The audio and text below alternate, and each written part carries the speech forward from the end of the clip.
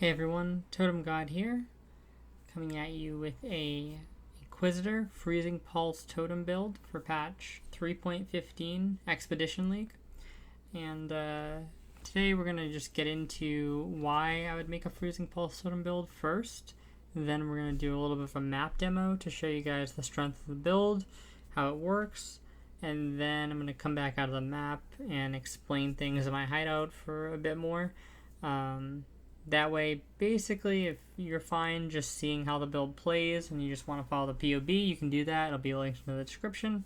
Or if you kind of want to, hear my thought processes on the build and stuff like that, you can listen for that. So,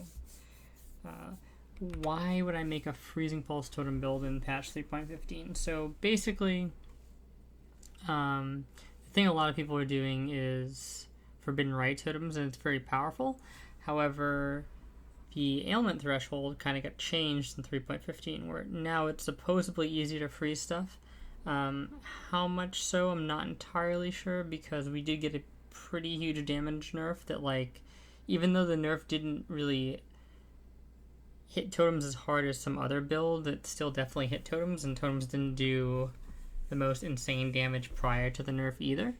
So, we'll have to see kind of exactly what we can freeze, but this build it's pretty impressive, I will say, and on a very tight budget. It freezes a lot of things in the game, and yeah, so that was kind of the idea, is that we kind of get our defense by freezing. So I have a Mud Geyser here, and I'm going to put this in, and we'll run it, and then we'll talk about the build after. The mods aren't, super insane or anything, but, should be enough to kind of, give you guys a sense of what's going on here. It's on a 5 link, by the way. Okay. Just making sure we have all of our stuff equipped. The idea for this was, want to keep it as simple as possible.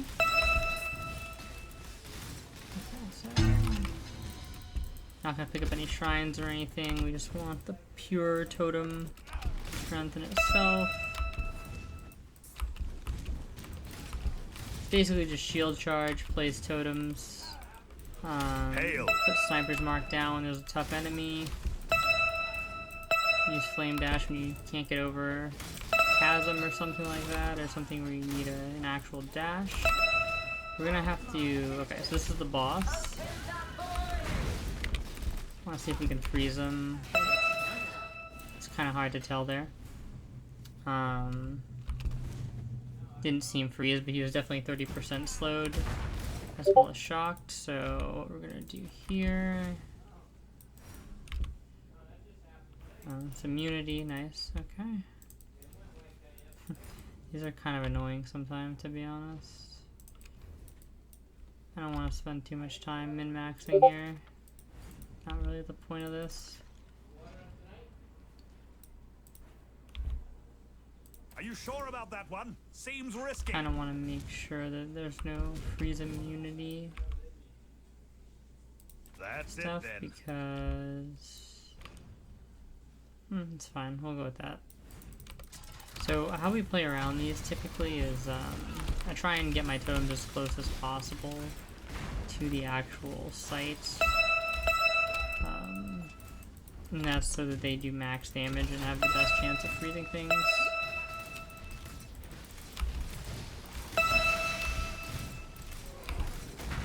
So it freezes the rares pretty well. The only thing we weren't really able to freeze so far is the map boss. I'm not gonna loot all this stuff right now and bore you guys. We'll finish up the map. You can see it plays pretty smoothly. We're really mobile. This is interesting. Legion. It's kind of nice. Test it out against a Legion. See if we can freeze the Legion mobs in tier 16. Keep in mind, this is with elemental resist, but obviously Inquisitor, we're kind of ignoring that in most cases. So just gonna pick up the map so I don't forget to.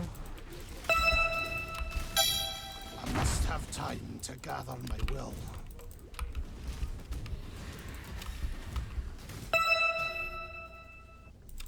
Okay, so we're gonna pop this Legion. What I do before Legions is I kind of spam totems like that. And we're gonna pop it, we're gonna wait. Okay.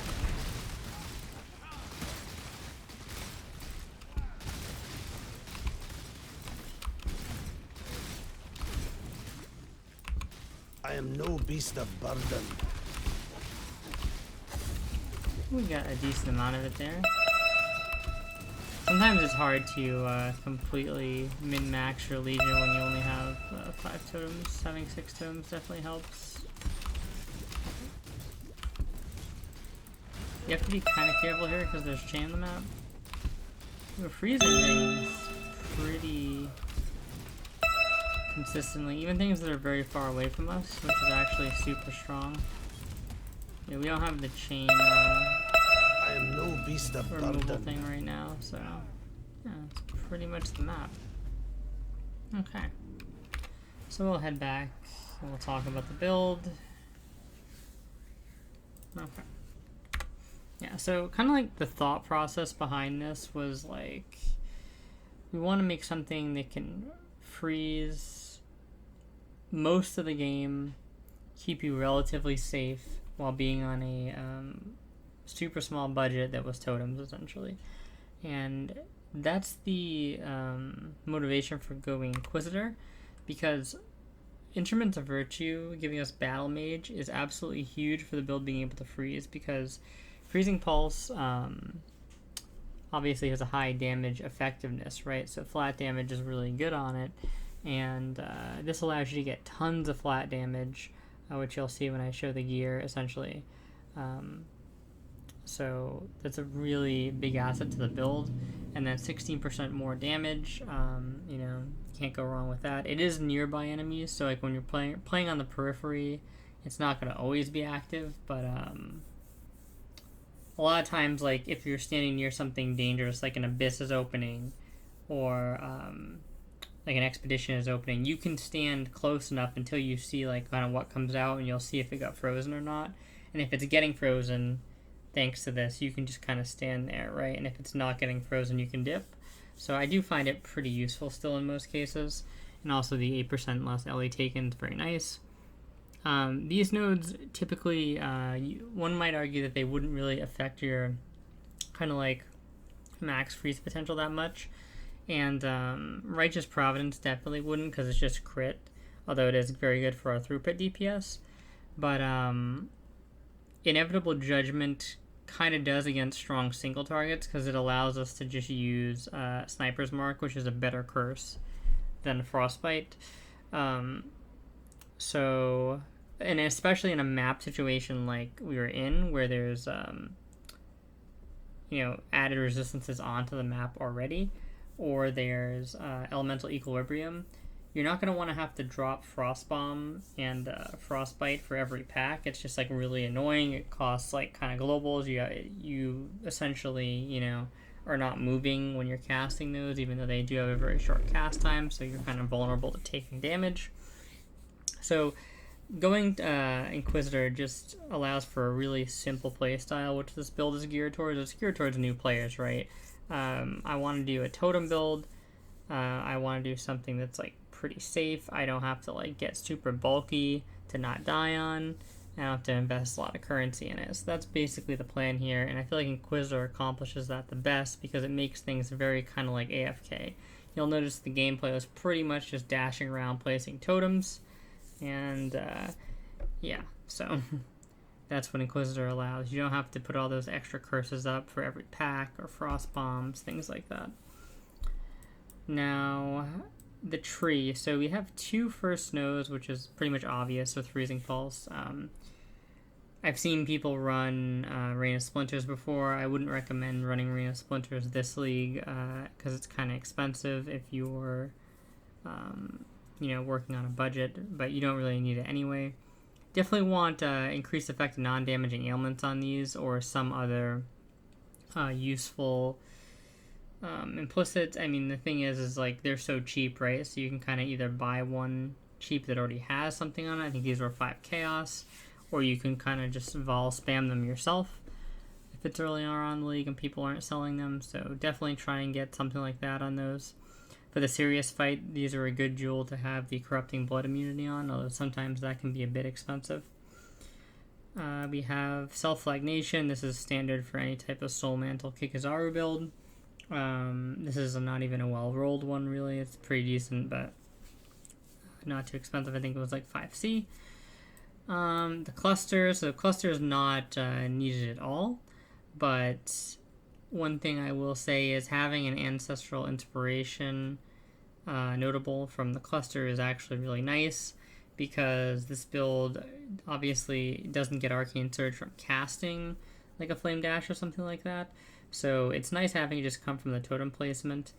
You can get it from other places, so you don't need this cluster, but the cluster is also a great way to place it. I feel like this node is kind of overstated, because 25% damage from a notable is not terrible to begin with, and the fact that it gives the extra effect is just nice.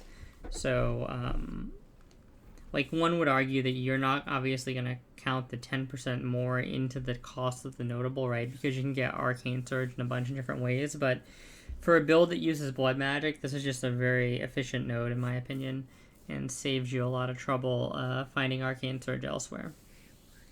Sleepless Sentries is the obvious thing to pair with, because Onslaught's not going to help you freeze, but just like the overall move speed, utility, and just damage you get from it is too much to pass up. Now, this combination is going to be rather expensive, especially on a 5 passive jewel, so I would skip this initially. The more important thing, and the cheaper thing is going to be Ancestral Inspiration. So just focus on getting that, and then as you get more currency, you can kind of get in better and better clusters. Some other cluster options are, there's like a projectile one that gives your totems taunt. That's always good, although I feel like with Freezing Pulse totems, it's not really as needed, because a lot of things are frozen. Bosses in particular are something that would, benefit from being taunted, I guess, that don't get frozen, but other than that, it's not as useful as it would be for some other builds. So the tree itself is pretty benign, I would say. There's nothing really too out of the ordinary going on here. If you notice, I take Elemental Focus, which maybe some people typically don't take, and that's basically due to the fact that we have enough flat lightning damage to shock in a lot of cases. So once we get any shock on there, increasing the effect of it through effective non-damaging elements is always nice. So that's why we have the points in there. This is just because we have a shield. So this gives us a fuck ton of essentially spell damage. And then on top of that, it helps us like cap out our block when combined with this and our shield. We'll get a bunch of crit multi from it, which I'll show later. Other than that, it's pretty much, standard tree for totem build. I do come down and get Unwavering Stance. So Unwavering Stance, in my opinion, I feel like has kind of gotten like almost more and more mandatory over the years. Now, as a totem build that freezes, you don't need it as much as like a totem build that maybe wouldn't freeze, but I still like to grab it. I mean, it is kind of a lot of points. 1, 2, 3, 4, 5, essentially. So, it's kind of like your discretion, your judgment there. You can get more damage, which will help you freeze more often if you spec out of it. And you can always spec into the Brine King power to help out with stun for a little bit. But yeah, I don't know. It's kind of like whatever you think there. You have to make that call. So, yeah. Otherwise, like I said, yeah, pretty regular tree. And going into the gear is where things kind of get a bit different, right? So the scepter, you basically just want flat damage. You want flat cold damage, and typically I feel like it's hard to find a weapon that's really good usually, because the people that know that their weapon is good for Battle Mage overprice them, and then the people that don't know obviously vendor them, right? So you kind of end up in this middle ground where you have some really good weapons up there and not a ton of okay starter weapons. But how you can solve that problem is you can basically just use Essences of Hatred. Now, if it's super early League start, you use Screaming. But as soon as you get your hands on like the highest tier, which I think is like Deafening or something, you really want to go with that one because the upgrade in like cold damage is like way more. And on top of that, the damage effectiveness of the skill itself is high, right? So yeah, getting cold damage, flat cold damage is really important. What I did here and what you should be looking to do, like once you kind of get an established amount of currency, is that you want to look for a fractured weapon where it's either fractured crit multi plus the level of gems that's going to affect freezing pulse, so either just spells or cold spell skill gems or cast speed. And then you want to use an essence of like a deafening essence or whatever the highest one is of hatred to get the like T0 essentially added cold roll. And then you're basically just praying that you get something else decent. So like I get the +1 to level of cold skill gems, and I used a essence on it, got the obviously the guaranteed cold roll there, and then I got a pretty good lightning roll and a crit multi roll, and I was like, oh, I'm just gonna stop there. Lightning is really good. Fire is not as good because the only reason, like, we're not scaling lightning at all. Lightning will scale via any flat spell damage you have, but anything that's like cold specific, it's not being scaled by. The good news is with this build, we don't do a lot of cold specific. We don't have a lot of cold specific modifiers, and Inevitable Judgment obviously like pens all the resists on a crit, right? So you don't have to worry about not penning for lightning or something like that. So that kind of makes these like base flat rolls a bit more powerful. However, lightning is really the one you want because you want to get the shock on there. I might reroll like a fire one, for example, unless maybe it was like tier 1 or something like that. Obviously, it depends on what you get, but you kind of have to make that decision for yourself. Yeah, you're basically just trying to hit like a couple other good things, and then you're good to go, essentially, because you already have like 2 good mods, ideally, right? That's the OP thing about the Essence Craft with the fractured stuff. So that's the weapon. Shield, I go Light of Lunaris because it's like pretty cheap right now, and it's very effective. The flat cold's nice. Flat damage to spell's nice. The block thing here is insane because we're basically at 75% block when you get, so we have 33% here, right? Then we have stuff like this that like adds 3%, so 36. And then this doubles it, so you're already at 72. So if you have any other block from anywhere on the tree, you're pretty much block capped, or even if you're not block capped, you're like 72% block, so you get 72 multi, essentially, from the shield, which is insane. It has a good energy shield, which is kind of important for this build, because since you're doing a lot of freezing, your energy shield honestly has a chance to regen a lot, and you're not really getting hit that much, so it's kind of like the ideal build to have this type of free-floating energy shield on. And you can really make more use of it than you would in other builds where it would kind of essentially almost be a dead stat. So yeah, I definitely like the energy shield. And then the critical strike multiplier, if you've dealt a non-crit, this actually will work with shield charge.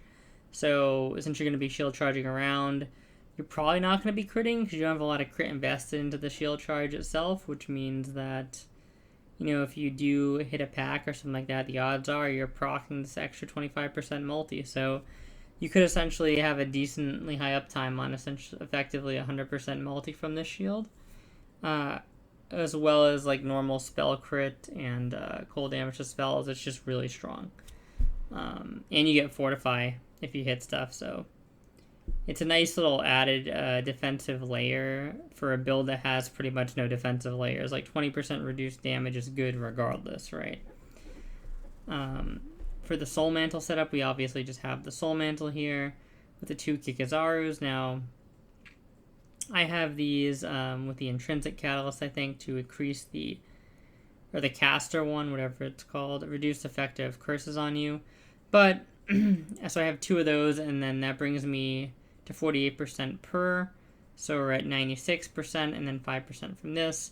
But it's been brought to my attention by looking at somebody else do totems that they changed this at some point, so you have 20% reduced effective curses on you. I think it's probably the way to go, especially when you're not using Averides Veil. It's just like easier. You don't have to. It saves a point, which is worth it pretty much off the bat, because none of these are super good anymore, I feel like, now that they nerfed the poison immune one. So I'll probably be doing that, and you can just unspec this point from here. So run 2 Kikazarus and the Soul of Yugal to deal with the curse. And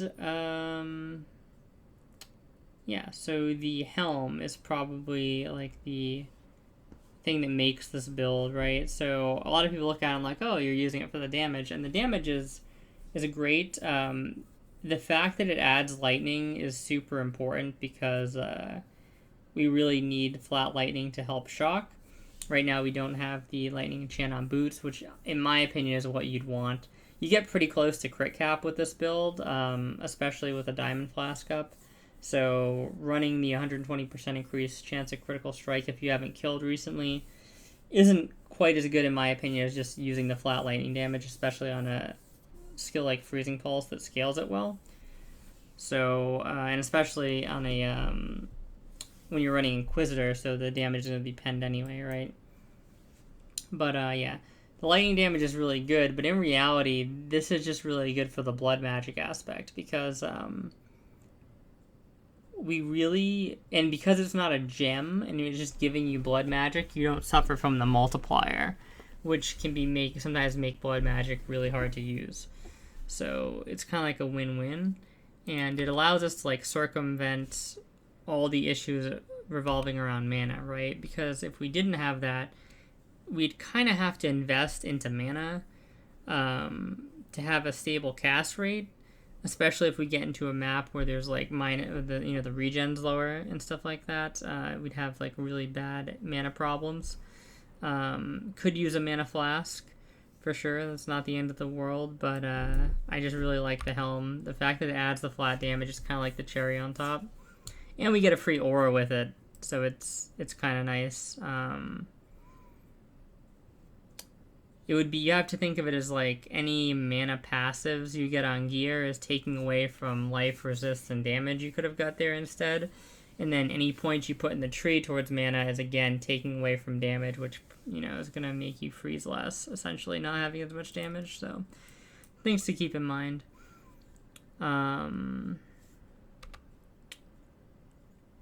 For the amulet, we just basically want, life, resist, damage.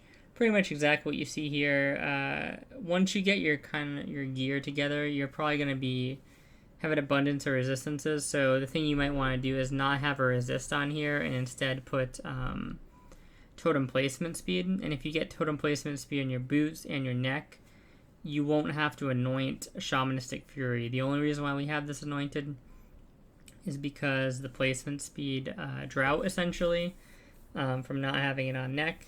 Once we get it on neck, take this out, put it in something much better like Heartseeker or something like that. Whatever you can afford, because you'll get a lot more damage, a lot more freeze effectiveness that way. Belt, just looking, I use a crystal just because it's like simple. Like a super nice Stygian Vise would probably be better, clearly, right? With a really good Abyss Jewel in it, but this is just like a super cheap option, very effective. The flat 80 base ES is kind of bonkers. So you can also use a leather belt. It's fine. It's not like you need to use this. For the boots, basically just resists life, move speed, and you want to be able to craft placement speed on them. So have one open suffix. For this pair, this costs about 30 chaos, splurge a little bit. Increase effective non-damaging ailments to help out the freeze and shock. Totally not necessary though, but nice if you can afford it. The gloves, I would definitely try and get the 50% increased damage with hits against chilled enemies because everything is going to be chilled. And it's insane value because it's a huge damage boost that comes with like pretty much like a T1 res, right? So it's super, super strong. Otherwise, you want life, ES where you can get it, strength where you can get it. If you notice, both these have strength on them because strength gives us crit, essentially, because we're always going to have more int than crit unless we start stacking an insane amount of strength. So, yeah. I think we've gone over pretty much every item. Yep, so we'll go over the flasks.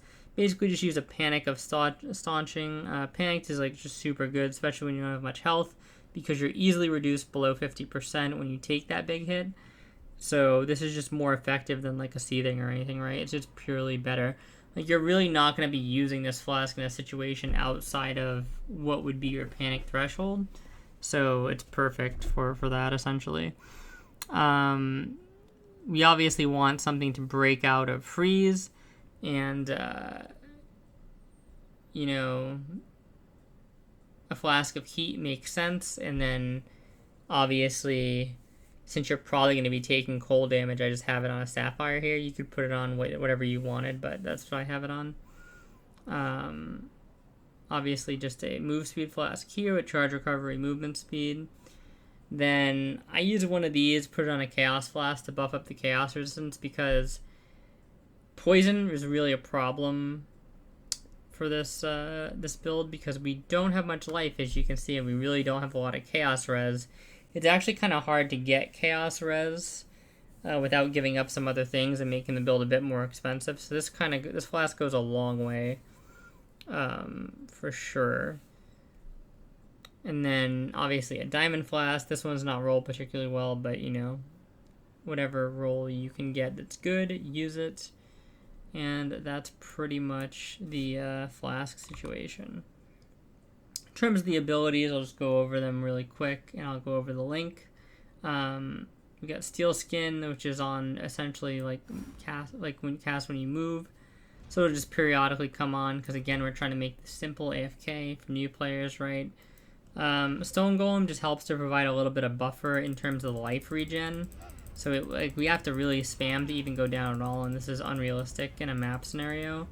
This would be like a before a boss scenario where you're trying to get curses and you'd regen to full anyway, right?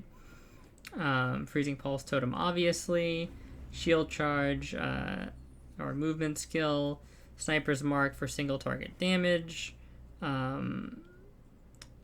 Flame Dash, and Vol Righteous Fire for a bit of extra boss burst. Never a bad thing. You have to be careful when you use it now, though, because we don't have a ton of regen. So you go down to 0, and you could kind of stay there for a bit, especially if it's like a lower regen map. It has like anti-regen mods. So just be cognizant of how you're using that. And for the links, we use Increased Critical Strike support, Freezing Pulse, level 21, Multiple Totem, Hypo, and Bone Chill. Now, Bone Chill we use because we're constantly getting the 30% effective chill on the boss. So, like, this basically comes out to be a 44% more, like, cold damage multiplier, which is insane. It's really, really good. Now, the one thing we could sub out here, really, is if we want, like, more, like, deeper freezes, harder freezes, or increasing the freeze threshold, we'd put crit multi in here. But the reason why I like running crit is that I pretty much freeze everything outside of bosses anyway. And bosses you don't usually need to freeze, especially like map bosses, because you're not going to be freezing guardians, right? So most map bosses you really don't need to freeze anyway. They're pretty safe to do with the totem build. It's really the trash you want to be freezing, and the crit gem gives us kind of like extra insurance, where like we're kind of almost crit capped with the setup, so it means that when your totem is firing, you're pretty much guaranteed first or second shot to be a crit and just freeze everything in its tracks. So that's why I use critical strike support. It's more damage and more consistency, but if you did want like a higher freeze threshold, you would use crit multi here. Yeah, so that's pretty much the build. Any questions or anything, feel free to leave them in the comment section below. Like I said, I'll leave the POB down there. And yeah, I hope you guys enjoyed this, and see you next time.